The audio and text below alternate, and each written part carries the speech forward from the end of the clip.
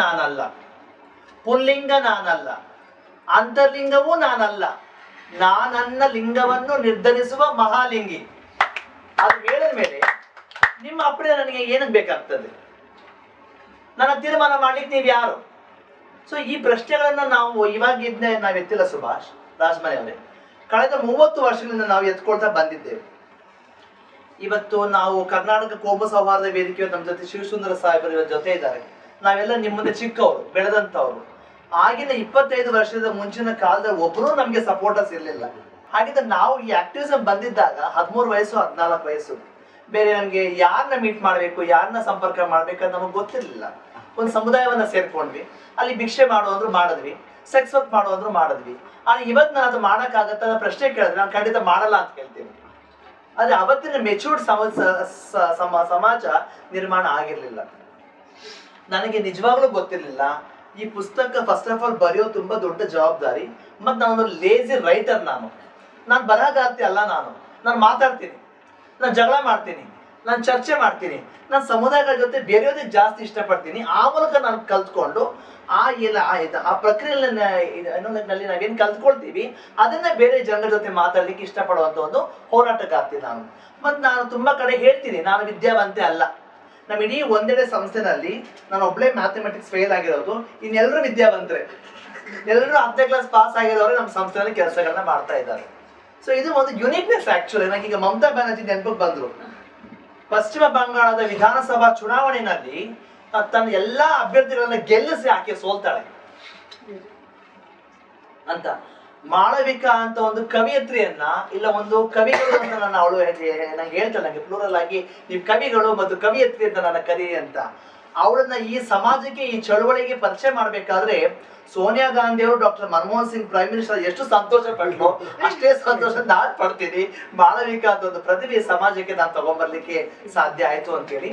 ಆದ್ರೆ ಈ ಪ್ರಕ್ರಿಯೆ, ಈ ಪುಸ್ತಕ ಬರೆಯೋ ಪ್ರಕ್ರಿಯೆ ತುಂಬಾ ಜಟಿಲವಾದ ಪ್ರಕ್ರಿಯೆ, ತುಂಬಾ ಕಷ್ಟವಾದ ಪ್ರಕ್ರಿಯೆ. ಗೌರಿಗೆ ಹೇಳಿದೆ, ಗೌರಿ ನಾನು ಸತ್ತೋಗ್ಬಿಡ್ಬೋದು ಕೋವಿಡ್, ನನಗೆ ಗೊತ್ತಿಲ್ಲ, ನಾನು ನನ್ನ ಸ್ಟೋರಿ ಎಲ್ಲ ಹೇಳಲೇಬೇಕು, ಅಟ್ಲೀಸ್ಟ್ ನಾನು ಸತ್ತೋದ ಸ್ಟೋರಿಯಲ್ಲಿ ಬುಕ್ಕರಿಗೆ ಆಗ್ತದೆ ಅಂತ ಹೇಳಿ. ಸೊ ಆಯ್ತು ನೀನ್ ಮಾತಾಡುವಂತ 4 ತಿಂಗಳು ಪ್ರೊಫೆಸರ್ ಡೊಮಿನಿಕ್ ಮತ್ತು ನಾನು ಗೌರಿ ನನಗೆ ಕಂಫರ್ಟಬಲ್ ಬೇಕಲ್ವೇನ್ರಿ? ತುಂಬಾ ಜನ ನನಗೆ ಒಳ್ಳೆ ಫ್ರೆಂಡ್ಸ್ ಇದ್ದಾರೆ, ಆದ್ರೆ ನಮ್ಮ ವಿಷಯ ಕೇಳುವಂತ ಕಂಫರ್ಟಬಲ್ನೆಸ್ ವ್ಯಕ್ತಿಗಳು ಬೇಕಲ್ವಾ? So then I decided to have professor Dominic. ಅವ್ರ ಮುಂದೆ ನಾನು ತುಂಬಾ ಚಿಕ್ಕವಳು, ನಾನು ತುಂಬಾ ಚಿಕ್ಕ ವಯಸ್ಸಿಂದ ಅವ್ರ ಮುಂದೆ ಬೆಳ್ಕೊಂಡು ಬಂದಿದ್ದೀನಿ. ನಾನು ಹೇಳ್ದೆ, ಗೌರಿ ನನಗೆ ಏನ್ ಹೇಳ್ಬೇಕು ಅಂತ ಹೇಳ್ಬಿಡ್ತೀನಿ, ಆ ಬುಕ್ಕಿನ ಲ್ಯಾಂಗ್ವೇಜ್ಗೆ ನೀವು ತಗೊಂಡ್ ಬನ್ನಿ ಅಂತ. ಆಯ್ತು ಅಂತ. ಫಸ್ಟ್ ಇಂಗ್ಲಿಷಲ್ಲಿ ಬರ್ಬೇಕಾಗಿತ್ತು, ಅದು ಕಾರಣಾಂತರಗಳಿಂದ ಬರ್ಲಿಲ್ಲ. ಆಮೇಲೆ ಕನ್ನಡಕ್ಕೆ ಬೇಗ ಬಂತು. ಕನ್ನಡಕ್ಕೆ ಬಂದಾದ್ಮೇಲೆ ಅದು ಇಷ್ಟು ದೊಡ್ಡ ಮಟ್ಟದ ಚರ್ಚೆ ಆಗುತ್ತೆ ಅಂತ ನಾನು ಭಾವಿಸಿರ್ಲಿಲ್ಲ. ಒಂದು. ಎರಡನೇದು, ಅದು 17 ವಿಶ್ವವಿದ್ಯಾಲಯಗಳಿಗೆ ಪಠ್ಯ ಆಗುತ್ತೆ ಅಂತ ನಾನು ಭಾವಿಸಿರ್ಲಿಲ್ಲ. 2 ಲಕ್ಷಕ್ಕೂ ಮಕ್ಕಳು ಪ್ರತಿ ಸೆಮಿಸ್ಟರ್ ಅಲ್ಲಿ ಓದಿ ಅದನ್ನ ಆಚೆ ಹೋಗ್ತಾ ಇದ್ದಾರೆ ಅಂತ ನಾನು ಭಾವಿಸಿರ್ಲಿಲ್ಲ. ಆದ್ರೆ ಬೆನ್ನಲ್ಲಿ ಈ ಮೈಮನ ಇರ್ಬೋದು, ಭರವಸೆ ಇರ್ಬೋದು, ಅಟೆನ್ಷನ್ ಪ್ಲೀಸ್ ಇರ್ಬೋದು, ಅಭಿದ ಅಂತ ಒಂದು ಅಂತರ್ಲಿಂಗಿ ಸಮುದಾಯ ನಮ್ಮ ಇಡೀ ಚಳುವಳಿಗೆ ಪರಿಚಯ ಆಗಿದ್ದ ಪ್ರಕ್ರಿಯೆ ಇರ್ಬೋದು, ಇದೆಲ್ಲವನ್ನು ನಾವು ನೋಡ್ತಿರ್ಬೇಕು ಎಷ್ಟು ಬದಲಾವಣೆ ಆಯ್ತಾ ಅನ್ನೋದನ್ನ ಇವತ್ತು ನಾನು 2-3 ವರ್ಷ ಮುಂಚೆ ತಿರುಗಿ ನಾನು ನೋಡ್ಕೊಂಡಾಗ ಗೊತ್ತಾಗತ್ತೆ, ಇದು ಬದಲಾವಣೆ ಆಗಿದೆ ಅನ್ನೋದನ್ನ ನಾನು ಸಾಕ್ಷೀಕರಿಸ್ತೇನೆ. ಆ ಇಂಗ್ಲಿಷ್ ಪುಸ್ತಕ ನಾವು ಗೌರಿ ಬರೆದಾಗ a small step in a long journey ಅನ್ನೋದು, ಆ ದೊಡ್ಡ ಜರ್ನಿ ಒಂದು ಚಿಕ್ಕ ಪಾದ ನಾನು ಇಡ್ತಾ ಇದ್ದೀನಿ ಅಂತ ಹೇಳಿ. ಅದಕ್ಕೆ ವೃಂದಾ ಗ್ರಬರ್ ಒಂದು ಸ್ಟೇಟ್ಮೆಂಟ್ ಮಾಡ್ತಾರೆ, ಅವ್ರು ಫಾರ್ವರ್ಡ್ ಬರಿಬೇಕಾದ್ರೆ ಹೇಳ್ತಾರೆ, ಅಕ್ಕೆ ಮೀನ್ಸ್ ಡಿಸ್ಟರ್ಬ್ ಅಂಡ್ ಡಿಸ್ಟ್ರಪ್ಟ್ ಅಂತ ಹೇಳ್ತಾರೆ. ನಾನು ಡಿಸ್ಟರ್ಬ್ನು ಮಾಡ್ತೀನಿ ಬಟ್ ಡಿಸ್ಟ್ರಪ್ಟ್ ಮಾಡ್ತೀನಿ ಅಂತ ಹೇಳಿ. ಸೊ ಆ ಸ್ಟೇಟ್ಮೆಂಟ್ ತುಂಬಾ ಜನಕ್ಕೆ ತಲೆಯಲ್ಲಿ ಅದಕ್ಕೆ ಕೆಡಿಸ್ಕೊಳ್ತಾ, ಅದಕ್ಕೆ ಇತ್ತೀಚೆಗಷ್ಟೇ ಇಂಟರ್ನ್ಯಾಷನಲ್ ಲಾಡ್ಲಿ ಅವಾರ್ಡ್ ಕೂಡ ಸಿಗುತ್ತೆ ಆ ಪುಸ್ತಕಕ್ಕೆ. ನನ್ನ ಇಡೀ ಸೋಷಿಯಲ್ ಮೀಡಿಯಾ ಮೂವ್ಮೆಂಟ್ ಅಲ್ಲಿ ಈ ಫೋಟೋ, ಫಸ್ಟ್ ಫೋಟೋ ಇಡೀ ಸೋಷಿಯಲ್ ಮೀಡಿಯಾ ಯಾವಾಗ ಪರಿಚಯ ಆಯ್ತಲ್ವ, 2008-2009 ಪರಿಚಯ ಆಗ್ತಿರುವಂತಹ ಪ್ರಕ್ರಿಯೆಯಲ್ಲಿ ಫಸ್ಟ್ ಫೋಟೋ ಇದು. ನಂಗೆ ರೆಬೆಕಾ ಅಂತ ಹೇಳಿ ಒಂದು ರೆಡ್ ಬ್ಯಾಂಗಲ್ ಸಂಸ್ಥೆಯಿಂದ ಒಂದು ಚಾಯ್ ವಿತ್ ಲಕ್ಷ್ಮಿ ಅಂತ ಆ ಕಾರ್ಯಕ್ರಮದ ತೆಗೆದ ಆಕಸ್ಮಿಕವಾದ ಫೋಟೋ ಇವತ್ತು ಇದನ್ನ ಮಾಡಿ ತಗೊಂಡ್ಬಂದಿದ್ದಕ್ಕೆ ನಮಗೂ ಚೆನ್ನಾಗಿದೆ. ಪ್ರೊಫೆಸರ್ ಹೇಳ್ತಿದ್ದೆ, ವಾಪಸ್ ಇದೇನು ಇದೇ ಸ್ಟೈಲಿಗೆ ಬಾ ಅಂತ. ಖಂಡಿತ ಬರ್ತೀನಿ ಪ್ರೊಫೆಸರ್. ಈ ಫೆಮಿನಿಸಮ್ ಅಂತ ಹೇಳ್ತಾರೆ, ಸ್ತ್ರೀವಾದ ಅಂದ್ರೆ ಏನು? ಸ್ತ್ರೀವಾದದಲ್ಲಿ ನಾನು ಭಾಗ ಆಗಿರೋದನ್ನ ನೋಡ್ತಿದ್ರೆ, ಈ ಶ್ರೀಮಂತರು, ಬಿಳಿ ಮಹಿಳೆಯರು, ಹಣ ಇದ್ದವರು, ಮೇಲ್ವರ್ಗದ ಜನಗಳಿಗೆ ಮಾತ್ರ ಅದು ಫೆಮಿನಿಸಮ್ ಅವರು ಮಾತಾಡ್ತಾರೆ. ಆದ್ರೆ ಅವರ ಫೆಮಿನಿಸಮ್ ನಾನು ಒಪ್ಲಿಕ್ಕೆ ಸಾಧ್ಯ ಇಲ್ಲ. Why I don't accept this feminism? Because my existence is feminism, my voice is feminism. You got it? Our identity is feminism.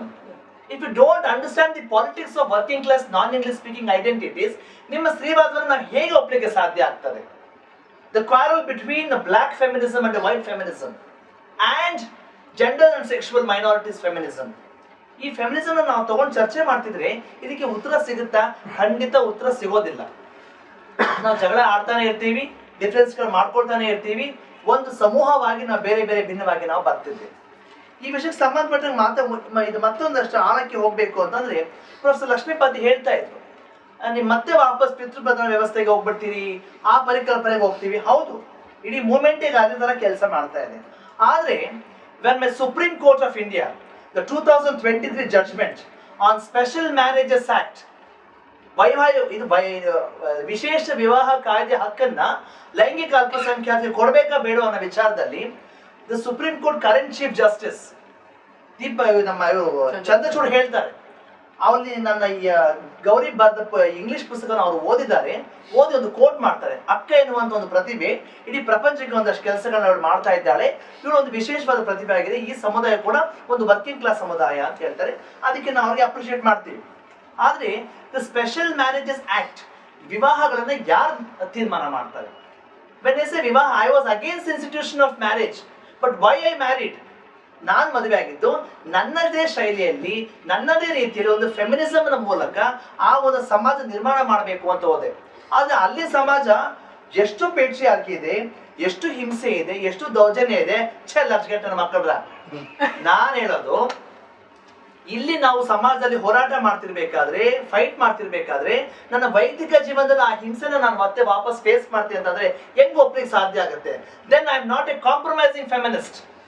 I am a fighter for feminism. To accept my identity, not to compromise my identity. So ಇಂಥ ವಿಷಯಗಳನ್ನು ತುಂಬಾ ಸೂಕ್ಷ್ಮ ಆಗಿರುತ್ತೆ. ತುಂಬಾ ಜನ ನಮ್ಮ ತಾಯಿಯೆಲ್ಲ ಬೈತಾ ಇದ್ರು, ನೀನ್ ಯಾಕೆ ಡೈವೋರ್ಸ್ ಅಪ್ಲೈ ಮಾಡಿದೆ, ನೀನ್ ಯಾಕೆ ದೂರ ಆಗ್ಬಿಟ್ಟೆ, ಈಗ ಮಗು ಇದೆ ಜೀವನದಲ್ಲಿ, ಸೋ ವಾಟ್? ಮಗುಗೆ ಅಪ್ಪ ಇಲ್ಲ ಮಗುಗೆ ಬಿಡಿ, ಅಮ್ಮ ಇದ್ದಾಳಲ್ಲ, ನಾನೇ ಅಮ್ಮ ನಾನೇ ಅಪ್ಪ. ಈವನ್ ಅಪ್ಪ ಮತ್ತು ಅಮ್ಮ is a patriarchy word. It's a concept of majoritarianism, it's a concept of totalitarianism. ಹಾಗಿದ್ದಾಗ ಒಂದು ನಾವಿಲ್ಲಿ ಅಪ್ಪ ಅಂತ ನಾನೇ ಅಪ್ಪ ಆಗ್ತೀನಿ, ನಾನೇ ಅಮ್ಮ ಆಗ್ತೀನಿ, no, not at all. So ನಮ್ಮ ಸುಭಾಷ್ ಅವರಿಗೆ ನಾನು ಹೇಳ್ತೀನಿ ತುಂಬಾ ಟೈಮ್ನಲ್ಲಿ, ನನ್ನ ಮಗುವಿನ ಲಿಂಗತ್ವನ ತೀರ್ಮಾನ ಮಾಡ್ಲಿಕ್ಕೆ ನಾನು ಯಾರ್ರಿ? ನನ್ನ ತೀರ್ಮಾನ ಮಾಡಿ ನಮ್ಮ ಅಪ್ಪ ಅಮ್ಮ ತಪ್ಪು ಮಾಡಿಬಿಟ್ರು, ಅದು ನಾನು ನಮ್ಮ ಅಪ್ಪ ಅಮ್ಮ ಮಾಡಿದ ತಪ್ಪು ನಾನು ಮಾಡ್ಲಿಕ್ಕೆ ಸಾಧ್ಯ ಇಲ್ಲ ಅಂತ ಹೇಳಿ. ಸೊ ಅದಕ್ಕೆ ಇದು ಸ್ಪೆಷಲ್ ಮ್ಯಾರೇಜಸ್ ಆಕ್ಟ್ ಸಂಬಂಧಪಟ್ಟಂಗೆ ಅವ್ರು ಹೇಳ್ತಾರೆ, ಸಲಿಂಗಕಾಮಿ ಗಂಡಸರು, ಸಲಿಂಗಕಾಮಿ ಹೆಂಗಸರು, ಇನ್ನು ಎಲ್ಲ ಇದ ರೀತಿಯ ಲೈಂಗಿಕತೆಯ ಅಲ್ಪಸಂಖ್ಯಾತರು ವಿವಾಹ ಮಾಡ್ಲಿಕ್ಕೆ ಸಾಧ್ಯ ಇಲ್ಲ, ಅದು ನಿಮ್ಮ ಮೂಲಭೂತ ಹಕ್ಕಲ್ಲ ಅಂತ ಹೇಳ್ತಾರೆ. ನಮ್ಮ ಮೂಲಭೂತ ಹಕ್ಕಲ್ಲ ಅಂತ ತೀರ್ಮಾನ ಮಾಡ್ಲಿಕ್ಕೆ ಇವ್ರು ಯಾರು? The system of justice. The system of justice is a patriarchy. It's an anti-feminist system that we are having here. ಹಾಗಿದ್ದಾಗ ನಮ್ಮ ಜನ ಅಲ್ಲಿ ಚೀಫ್ ಜಸ್ಟಿಸ್ ಆಗಿ ಕೂತ್ಕೊಂಡಿದ್ದಿದ್ರೆ ಬಹುಶಃ ಸೌರಭ್ ಕಿರ್ಪಾಲ್ ನಮ್ದು ಗೇ ಸಮುದಾಯದ ಗುರುತಿಸ್ಕೊಳ್ತಾನೆ, ಅವ್ನು ಡೆಲ್ಲಿ ಹೈಕೋರ್ಟ್ ಜಡ್ಜ್ ಆಗಿ ಕೂತ್ಕೊಂಡಿದ್ರೆ ಖಂಡಿತವಾಗ್ಲೂ ನಮ್ಗೆ ನ್ಯಾಯ ಸಿಗೋದಕ್ಕೆ ನಾವು ಒಂದಷ್ಟು ಮುಂದೆ ಹೋಗ್ಬೋದಾಗಿತ್ತೇನೋ ಅಂತ ಅನಿಸ್ತಾ ಇತ್ತು. ಇವತ್ತು ಪಾರ್ಲಿಮೆಂಟ್ಗೆ ಬಿಟ್ಟಿದ್ದಾರೆ. ಅಲ್ಲಿ ಪಾರ್ಲಿಮೆಂಟ್ ನಲ್ಲಿ ಬಂದು ಕ್ಯಾಬಿನೆಟ್ ಸೆಕ್ರೆಟರಿ ಅಧ್ಯಕ್ಷತೆಯಲ್ಲಿ ಬಂದ್ಬಿಟ್ಟು ಅವರು ಒಂದು ಸಮಿತಿ ರಚನೆ ಮಾಡಿದ್ದಾರೆ. ಆ ಸಮಿತಿಗೆ ಎಂತ ಒಂದು ಪದ ಅಂತಂದ್ರೆ ಅತ್ಯುನ್ನತ ಸಮಿತಿ, ದೇಶದ ಅತ್ಯುನ್ನತ ಸಮಿತಿ, again occupied by men domination. Not even A single representative ನಮ್ಮ ಸಮುದಾಯ ಒಬ್ಬರು ಇಲ್ಲ ಅಲ್ಲಿ. ಅವ್ರಿಗೆ ಸೆಕ್ಸ್ ಗೊತ್ತಿಲ್ಲ, ಜೆಂಡರ್ ಗೊತ್ತಿಲ್ಲ, ಸೆಕ್ಷುವಾಲಿಟಿ ಗೊತ್ತಿಲ್ಲ, ನಮ್ಮ ಪವರ್ ಹೈರಾರ್ಕಿ ಗೊತ್ತಿಲ್ಲ, ವರ್ಕಿಂಗ್ ಕ್ಲಾಸ್ ಬಗ್ಗೆ ಗೊತ್ತಿಲ್ಲ. ಸೊ ಈಗಿದ ಹೆಂಗೆ ಅವ್ರನ್ನ ನಾವು ಮೆಚೂರ್ಡ್ ಆಗಿ ನೋಡ್ಲಿಕ್ಕೆ, ಅವ್ರ ಮೂಲಕ ಮತ್ತೆ ನಾವು ನ್ಯಾಯ ತಗೊಳ್ಳಿಕ್ಕೆ ಹೆಂಗ್ ಸಾಧ್ಯ ಆಗ್ತದೆ? ಸೊ ಇದನ್ನ ನಾನು ವಾಪಸ್ ನಿಮ್ ಜೊತೆಗೆ ಬಿಡಬೇಕು ಅಂತ. So what you are insisting, so ನೀವು ನಮಗೆ ಮದುವೆ ಹಕ್ಕು ಕೊಡಬೇಡಿ. ದ ಸಿವಿಲ್ ಯೂನಿಯನ್ ಪಾರ್ಟ್ನರ್ಶಿಪ್, ಮಾತುಕತೆ ಮೂಲಕ ಸಂಬಂಧ ನಾನಿದ್ದವಳು. ನಾನು 5 ರಿಂದ 6 ಜನ ಗಂಡಸರ ಮಧ್ಯೆ ನಾನು ಮಲ್ಟಿಪಲ್ ರಿಲೇಶನ್ಶಿಪ್ ನಲ್ಲಿ ಇದ್ದವಳು. ನಾನು ಹೆಣ್ಣಾಗಿ ಹುಟ್ಟಿ ಗಂಡಸಾಗಿ ಪರಿವರ್ತನೆ ಆದಂತ female to male transgender Mithun ಜೊತೆ ಸಂಬಂಧ ಇದ್ದವಳು.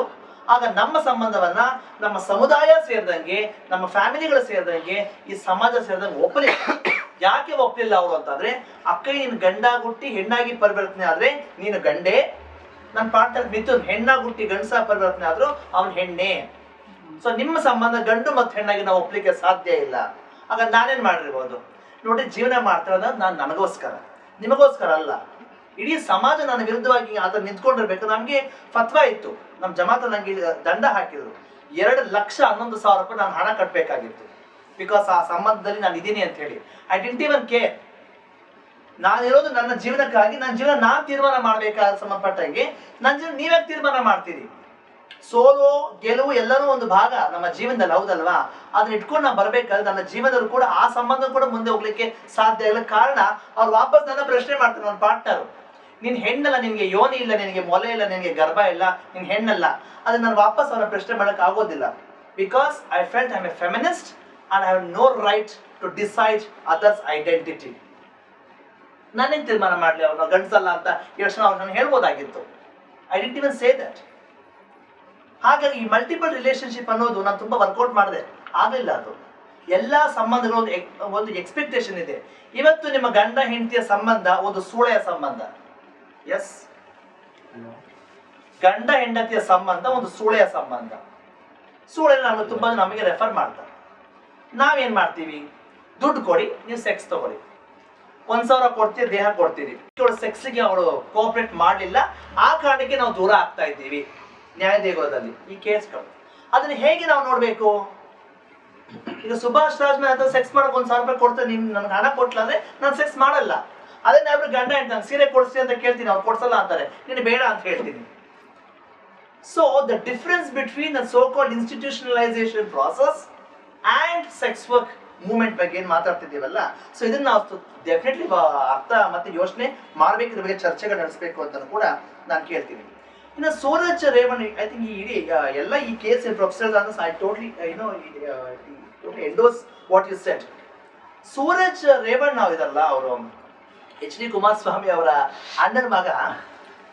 2002-3 ಇಲ್ಲ 3-4 ಇಸ್ವಿನಲ್ಲಿ ಕುಮಾರಸ್ವಾಮಿ ಅವರು ಅವಾಗ ಡೆಪ್ಯೂಟಿ ಚೀಫ್ ಮಿನಿಸ್ಟರ್ ಆಗಿದ್ರು. ಇಡೀ ಲೈಂಗಿಕ ಅಲ್ಪಸಂಖ್ಯಾತ ಸಮುದಾಯಕ್ಕೆ ಚಳುವಳಿಗೆ ನಾವು ನೇರವಾಗಿ ಬೆಂಬಲವನ್ನ ಕೊಡ್ತೀವಿ, ನೀವು ಕೆಲಸ ಮಾಡ್ಬೋದು, ಹೋರಾಟ ಮಾಡ್ಬೋದು. ಇವತ್ತು ಅದೇ ಫ್ಯಾಮಿಲಿನಲ್ಲಿ ನಮ್ಮ ಸಮುದಾಯದ ಒಂದು ವ್ಯಕ್ತಿಯಲ್ಲಿ ಕಾಣಿಸ್ಕೊಂಡಿದ್ದಾರೆ ಅಂತ ನಮಗೆ ಮೇಲ್ನೋಟಕ್ಕೆ ಒಂದಷ್ಟು ಮಾಹಿತಿಗಳು ಬಂದಿದೆ. I say for what I stand today. ಏನ್ ಹೇಳ್ತೀರಿ? ಸಪೋಸ್ ಅವರ ಹೆಸರು ಸೂರಜ್ ರೇವಣ್ಣ ಅಂತ ಮಾಹಿತಿ ಇದೆ.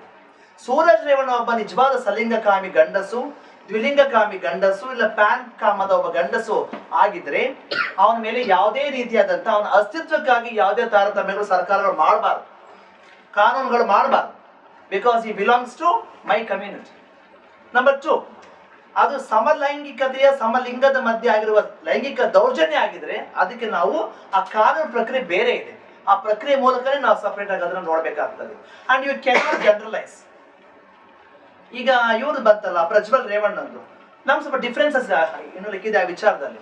2,000 ಹೆಣ್ಣು ಮಕ್ಕಳನ್ನ ಅವನು ಅತ್ಯಾಚಾರ ಮಾಡ್ದ ಅಂತ ಸ್ಟೇಟ್ಮೆಂಟ್. 2,000 ಹೆಣ್ಮಕ್ಳು ಅಂತ ಅಂದ್ರೆ 365 ದಿನ ಒಂದು ವರ್ಷಕ್ಕೆ, ಇಂಟು 3 ವರ್ಷಕ್ಕೆ ಎಷ್ಟಾಗುತ್ತೆ? ಆಲ್ಮೋಸ್ಟ್ 1,000 ದಿನಗಳು ಪ್ಲಸ್ 1,000 ಎಷ್ಟು? 2,000 ದಿನ ಅಲ್ವೇನ್ರಿ? 2,000 ದಿನ. 2,000 ಅವ್ನು ಡೈಲಿ ಸೆಕ್ಸ್ ಮಾಡ್ತಾ ಹೋಗ್ತಿದ್ರೆ ಅವ್ನು ನಿಜವಾಗ್ಲೂ ಅಷ್ಟು ವೀರ್ಯ ಇದು ವಾಪಸ್ ಕಲೆಕ್ಟ್ ಆಗ್ತಾ ಇತ್ತ? ಅವನು ನೋವಾಗ್ತಿರ್ಲಿಲ್ವಾ? ಅವ್ನಿಗೆ ಪೇಷಂಟ್ ಅನ್ನ ಇರ್ತಾ? ಅದ್ಬಿಟ್ಟು ಅವ್ನು ಬೇರೆ ಕೆಲಸಗಳನ್ನ ಅವ್ನು ಮಾಡ್ತಾ ಇರ್ಲಿಲ್ವಾ? So what is the genuine number we are talking about? ಒಂದು ಹೆಣ್ಮಗಳ ಮೇಲೆ ಅತ್ಯಾಚಾರ ಮಾಡೋದು ಅತ್ಯಾಚಾರವೇ. ಅದು giving all this sort of false information 2,000 3,000 ಮೇಲೆ ಮಾಡ್ದ ಅಂತಂದ್ರೆ ಸ್ವಲ್ಪ ಲೈಂಗಿಕತೆ ರಾಜಕಾರಣಕ್ಕೆ ಅದು ವಿರುದ್ಧ ಆಗುತ್ತೆ ಅಂತ ನಮ್ದು ಅಭಿಪ್ರಾಯ ಇದೆ. ಹಾಗಿದ್ದಾಗ ಅವನು ಸೆಕ್ಸುವಾಲಿಟಿ ಬಗ್ಗೆ ಇಟ್ಕೊಂಡು ನಾವು ಪವರ್ ಪಾಲಿಟಿಕ್ಸ್ ನ ಮಾಡಿ ದೌರ್ಜನ್ಯ ಮಾಡೋಕೆ ನಮ್ದು ಯಾವುದೇ ರೀತಿ ಅವನಿಗೆ ಕ್ಷಮೆ ಇಲ್ಲ. But same thing is Suraj Revanna also. Section 377 ನ ಏನ್ ಹೇಳ್ತಾರೆ? They also use this word. ಅಸಹಜ ಲೈಂಗಿಕತೆಯಲ್ಲಿ ಅವರು ತೊಡಗಿದ್ದಾರೆ. ವಿಚ್ ಇಸ್ ಸಹಜ? ದೆನ್ ನೀವೆಲ್ಲ ಸೆಕ್ಸ್ ಮಾಡೋ ಸಹಜನಾ? ಅದನ್ನ ತೀರ್ಮಾನ ಮಾಡಿದವ್ರು ಯಾರು? ಸಪೋಸ್ ನಿಮ್ ಸೆಕ್ಸ್ ಸಹಜ ಅಂತ ತೀರ್ಮಾನ ಮಾಡಿದ್ರೆ ಅದಕ್ಕೆ ನಾವು ವಿರೋಧ ವ್ಯಕ್ತಪಡಿಸ್ತೀವಿ, ನಾವು ಧಿಕ್ಕರಿಸ್ತೀವಿ ಅದನ್ನ. ಎಷ್ಟು ಜನ ಗಂಡಸರು ಸೋಕಾಲ್ ಶಿಸ್ಟ್ನ ಇಟ್ಟು ಹೆಂಗಸರು ಸೋಕಾಲ್ ಯೋನಿ ಇದ್ದು ಸೆಕ್ಸ್ ಮಾಡಿದಾಗ ಮಕ್ಕಳಾಗ್ಲಿಕ್ಕೆ ಸಾಧ್ಯ ಆಗ್ತಾ ಇದೆ? ಆಗ್ತಾ ಇದೆಯಾ? It's a question of science, not about your social morality. So ಹಾಗಿದ್ದಾಗ ಇಂಥ ವಿಷಯ ಸಂಬಂಧಪಟ್ಟಿಗೆ section 377 was read down in 2018 on the 6th of September by Chief Justice Deepak Mishra. What is it? This community cannot belong to no more criminals background. Now ಅಪರಾಧಿಗಳು, ನಿರಪರಾಧಿಗಳು, ಮರು ಅಪರಾಧಿಗಳು ಮತ್ತೆ ಅಪರಾಧಿಗಳಾಗ್ಲಿಕ್ಕೆ ಸಾಧ್ಯ ಇಲ್ಲ ಅಂತ ಕೊಟ್ಟು ಸುಪ್ರೀಂ ಕೋರ್ಟ್ ತೀರ್ಮಾನದಲ್ಲಿ ಇರಬೇಕಾದ್ರೆ I think this information about ಇದು ಮಾಧ್ಯಮಕ್ಕೆ ಯಾವ ರೀತಿ ನಾವು ಇದು ಇನ್ಫಾರ್ಮೇಶನ್ ಕಳಿಸ್ತೀವಿ ಮತ್ತು ಅವ್ರು ಕೇಳಿಸ್ಕೊಳ್ಳೋ ತಾಳ್ಮೆನೇ ಇಲ್ಲ ಅವ್ರಿಗೆ. ಚರ್ಚೆಗೆ ನಮ್ಮಂತವನ್ನ ಕರೆಸಿ ನೀವು ಕೂಡಿಸೋ 4 ಮಾಹಿತಿಗಳನ್ನ ಕೊಡೋದಕ್ಕನ ಒಂದು ಪ್ಲಾಟ್ಫಾರ್ಮ್ ಆಗ್ತದೆ. ಸೊ ಆಗಿದ್ದಾಗ ಈ ಅಕ್ಕೈ ಪುಸ್ತಕದಲ್ಲಿ ಏನ್ ಹೇಳಬೇಕು ಅದನ್ನ ಹೇಳಿದ್ದೀವಿ. ಈಗ ಅಕ್ಕೈ ಪುಸ್ತಕ ಆಯ್ತು, ಮೈಮಾನ ಆಯ್ತು, ಅಟೆನ್ಷನ್ ಪ್ಲೀಸ್ ಆಯ್ತು, ಭರವಸೆ ಆಯ್ತು. ಈಗ ಮುಂದೆ ಏನ್ ಮಾಡ್ಬೇಕು? ಇವತ್ತೇನು ಬರೀ ಕರ್ನಾಟಕದಲ್ಲಾಗಿದೆ, ಇಡೀ ದೇಶಾದ್ಯಂತ ಆಗ್ಬೇಕು. The NCERT national council for educational research training 2020-21 ಇಸ್ವಿನಲ್ಲಿ ವೆಬ್ಸೈಟ್ ಅಲ್ಲಿ ಹಾಕ್ತಾರೆ ಲೈಂಗಿಕ ಅಲ್ಪಸಂಖ್ಯಾತರ ಬಗ್ಗೆ ನಾವು ಪಾಠ ಮಾಡಬೇಕು ಅಂತ ಹೇಳಿ. ಮಾರ್ನೆಗೆ ಅದನ್ನು ವಾಪಸ್ ತೆಗಿತಾರೆ. ಯಾಕೆ ತೆಗಿತಾರೆ? RSS has opposed it. Teachers have opposed it. ನಾವು ಈ ಸಮುದಾಯದ ಬಗ್ಗೆ ಶಾಲೆಯಲ್ಲಿ ಪಾಠ ಮಾಡೋದಿಲ್ಲ. ಇದೆಲ್ಲ ಬಂದು ವೆಸ್ಟರ್ನೈಸ್ಡ್ ಕಲ್ಚರು, ಇದೆಲ್ಲ ಇದು ಅರ್ಬನ್ ಇದು ಎಲಿಟ್ ಸಮುದಾಯಕ್ಕೆ ಸೇರಿದ್ದು. ಬಟ್ ಸುಪ್ರೀಂ ಕೋರ್ಟ್ ತುಂಬಾ ಚೆನ್ನಾಗಿ ಒಂದು ಸ್ಟೇಟ್ಮೆಂಟ್ ಮಾಡಿದ್ದಾರೆ. ನನ್ನ ವಿಷಯ ಇಟ್ಕೊಂಡು ಅಕ್ಕ ಎನ್ನುವಂಥವ್ರು ಒಬ್ಳು ಅರ್ಬನ್ ಸಮುದಾಯಕ್ಕೆ ಸೇರಿಲ್ಲ, ಅರ್ಬನ್ ಅಲ್ಲಿ ಇದ್ರು ಕೂಡ ಆಕೆ ಬಡತನದ ಹಿನ್ನೆಲೆ ಬಂದಂತ ಒಂದು ಇದನ್ನ ನಾವು ಉಲ್ಲೇಖ ಮಾಡಿ ಸ್ಪಷ್ಟವಾಗಿ ಅದನ್ನ ಕೋಟ್ ಮಾಡಿ ತಿರುಗಿ ತಗೊಂಡ್ ಬರ್ತಾರೆ. ಸುಶೀಲ್ ಕುಮಾರ್ ಮೋದಿ ಆ ಸ್ಟೇಟ್ಮೆಂಟ್ ಮಾಡಿದ್ರು, ಪಾಪ ಅವ್ರು ತೀರ್ಕೊಂಡ್ಬಿಟ್ರು, ಕ್ಯಾನ್ಸರ್ ಆಗಿತ್ತು ಅಂತ. ಅದಕ್ಕೆ ಸಂಬಂಧಪಟ್ಟ ಒಂದು ದೊಡ್ಡ ಹೋರಾಟವೇ ಆಯಿತು. ರಾಷ್ಟ್ರಪತಿಗಳಿಗೆ, ಪ್ರಧಾನಮಂತ್ರಿಗಳಿಗೆ, ಮುಖ್ಯಮಂತ್ರಿ ಎಲ್ರಿಗೂ ನಾವು ಪತ್ರಗಳನ್ನ ಬರೆದು ಹಾಕಿದ್ವಿ. ಒಂದು ರೆಸ್ಪಾನ್ಸ್ ನಮಗೆ ಸಿಗಲಿಲ್ಲ. So this community is not about politicizing issues. ನಮ್ಮ ಸಮುದಾಯ ವಿಷಯ ಬಂದ್ರೆ ನಾನು ಹೇಳಿದಾಗ ಮಾಳವಿಕಾ ಅಂತ ನಾವು ಇವತ್ತು ಹೇಳ್ತೀನಿ, ವರ್ಕಿಂಗ್ ಕ್ಲಾಸ್ ಅಂದ್ರೆ ತಳಹದಿ ಸಮುದಾಯದ ಇಂಗ್ಲಿಷ್ ಮಾತಾಡ್ಲಿಕ್ಕೆ ಬರೆದಿರೋ ಸಮುದಾಯ 10ರಿಂದ 15 ಜನ ನಾವೇ. ನೀವು 25 ವರ್ಷದ ಮುಂಚೆ ನಾವು ಟೋನ್ ಸೆಟ್ ಮಾಡಿದ್ವಲ್ಲ, ಅದ್ರ ಒಂದು ಭಾಗ ನಾನು ಆಗಿದ್ದೇನೆ ಅಷ್ಟೇ. ನಾನೇ ಮೂಮೆಂಟ್ ಮುಂದೆ ಹೋಗೋದು ಹೇಳೋದು ತಪ್ಪಾಗ್ತದೆ. ಆ ಹೋರಾಟ ನಾವು ಮಾಡಿದ್ವಿ. ಅದು ಪ್ರಪಂಚದ ದೊಡ್ಡ ಪರ್ಯಟನೆ ಆಗಿದೆ. ಅವ್ರು ಸುಶೀಲ್ ಕುಮಾರ್ ಮೋದಿ ಹೇಳಿ ಹೋಗ್ಬಿಟ್ರು ಅವರು, ಈ ಸಮುದಾಯ ಅದು ಇದು ಅಂತೆಲ್ಲ ಹೇಳಿ. ಆದ್ರೆ ಪಾರ್ಲಿಮೆಂಟ್ ಅಲ್ಲಿ ನಮ್ಮ ಬಗ್ಗೆ ಮಾತಾಡ್ಲಿಕ್ಕೆ ಒಬ್ಬರಾದ್ರೂ ಜನಪ್ರತಿನಿಧಿ ಇದಾರ? Not even a single representative who represents 10% of the country's population. Forget 10%, take 5%. ಆ ಸಮುದಾಯದ ಪ್ರಾತಿನಿಧ್ಯತೆ ಇಲ್ಲ ಅಂತಂದ್ರೆ ನಮಗೆ ಅವ್ರು ನ್ಯಾಯ ಮಾಡ್ತಾ ಇದ್ದಾರ? ಇದು ಅವ್ರು ಅಂಬೇಡ್ಕರ್ಗೆ ಮೋಸ ಮಾಡ್ತಾ ಇದೆ ಅಂತ ಅನ್ಸ್ತಾ ಇಲ್ವಾ ಅವ್ರಿಗೆ? ಆ ಸಂವಿಧಾನ ನೈತಿಕತೆಗೆ ಮೋಸ ಮಾಡ್ತಿದ್ದಾರೆ ಅಂತ ಅನ್ಸ್ತಾ ಇಲ್ವಾ? ಅದು ನಮಗೆ ಬಿಟ್ಬಿಡಿ. ಅವ್ರು ಅದನ್ನ ಫುಲ್ಫಿಲ್ ಮಾಡಬೇಕು ಅಂತಂದ್ರೆ ಅಂತ ಜನಪ್ರತಿನಿಧಿಗಳು ಬರಬೇಕು, ಅಂತ ವಿಚಾರಗಳು ಬರಬೇಕು. ಇವತ್ತು ಕೂಡ ಓಪನ್ ಆಗಿ ಎಲ್ಲೂ ಕೂಡ ಸೂರಜ್ ರೇವಣ್ಣ ಅವ್ರ ಬಗ್ಗೆ ಎಲ್ಲೂ ಒಂದು ಓಪನ್ ಸ್ಟೇಟ್ಮೆಂಟ್ ಯಾರು ಮಾಡ್ತಾ ಇಲ್ಲ ಸರಿಗೆ ಅವ್ರು. ಬಿಕಾಸ್ ಅವ್ರಿಗೆ ಅಸ್ಪಷ್ಟತೆ ಇದೆ. You got it. ಈವನ್ ನಮ್ಮ ಕಾಂಗ್ರೆಸ್ ಪಾರ್ಟಿ ಭಾಗ ಆಗಿದ್ರು ಕೂಡ ಅಲ್ಲೂ ಅಸ್ಪಷ್ಟತೆ ಇದೆ. ಸೊ ಸ್ಪಷ್ಟತೆಯನ್ನು ಯಾರು ಕೊಡ್ತಾರೆ, ಹೇಗೆ ಕೊಡ್ತಾರೆ? So that becomes A question. ಹಾಗಿದ್ದಾಗ ಅಂತ ಇನ್ನೂ ತುಂಬಾ ಜನ ಇದ್ದಾರೆ. ನಮ್ಮ ಡಾಕ್ಟರ್ ಜಿ ಪರಮೇಶ್ವರ್ ಮಗಳು ಶಾನ್ ಇದ್ದಾಳೆ. ಸೊ ಅವಳು ನಮ್ಮ ಸಮುದಾಯದವಳು. ಆದ್ರೆ ಅವರೆಲ್ಲರೂ ಬೇರೆ ವರ್ಗದಿಂದ ಬಂದಿರುವಂತವ್ರು. You got it. ಸೊ ನಾ ಹೇಳೋದು, ನಾನು ಬ್ರಾಹ್ಮಣರ ವಿರುದ್ಧ ಅಲ್ಲ ರೀ, ನಾನು ದಲಿತರ ವಿರುದ್ಧ ಅಲ್ಲ, ಮಧ್ಯಮ ವರ್ಗ ಸಮುದಾಯದ ವಿರುದ್ಧ ಅಲ್ವೇ ಅಲ್ಲ.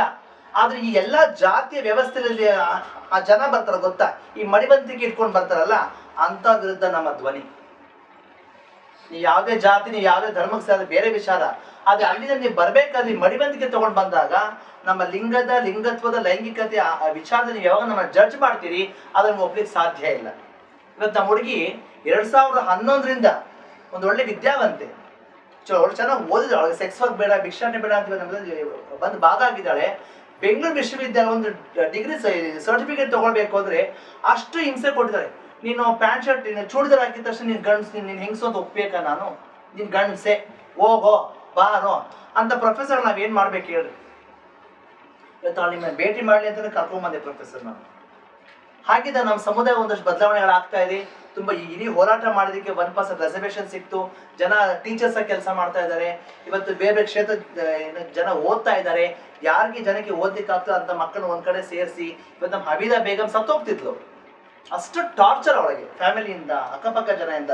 ಅವನ್ನ ನಾವು ರೆಸ್ಕ್ಯೂ ರೆಸ್ಕ್ಯೂ ಪದ ಕೆಟ್ಟ ಪದ, ಅವನ ಕರ್ಕೊಂಡು ಬಂದು ಇಲ್ಲಿ ಬಂದು ಇವತ್ತು ಅವ್ರಿಗೆ ಕರ್ನಾಟಕ ಅಂತರ್ಲಿಂಗಿ ಅಸೋಸಿಯೇಷನ್ಗೆ ಅಧ್ಯಕ್ಷೆ ಆಗಿದ್ದಾಳೆ. ಅದೊಂದು ಒಳ್ಳೆ ಪ್ರತಿಭೆ ಅಲ್ವಾ? ಆ ಪ್ರತಿಭೆ ಬಗ್ಗೆ ನಾವು ಮಾತಾಡ್ಬೇಕಲ್ವಾ? ಅಂತ ಮಕ್ಕಳಿಗೆ ಅವಕಾಶ ಮಾಡ್ಕೊಡ್ಬೇಕು. ಅದು ನಮ್ಮ ಜವಾಬ್ದಾರಿ ಆಗ್ಬೇಕಾಗ್ತದೆ. ಸೊ ಇನ್ನೂ ಮಾತಾಡ್ಲಿಕ್ಕೆ ತುಂಬಾ ಇದೆ. ಪ್ರಶ್ನೆ ಮತ್ತೆ ಉತ್ತರ ಬಂದಾಗ ಚರ್ಚೆಗಳನ್ನ ಮಾಡೋಣ. ಈ ಅವಕಾಶ ಮಾಡಿಕೊಟ್ಟ ನಮ್ಮ ಧನಂಜಯ ಮತ್ತೆ ಇಡೀ ತಂಡಕ್ಕೆ ಎಲ್ಲ ಹಳೆ ಫ್ರೆಂಡ್ಸ್ ನೋಡಿ ತುಂಬಾ ಸಂತೋಷ ಆಗ್ತಾ ಇದೆ. ಮತ್ತೊಮ್ಮೆ ನಾನು ನಿಮಗೆ ಶರಣ ಅಂತ ನಮಸ್ಕಾರ.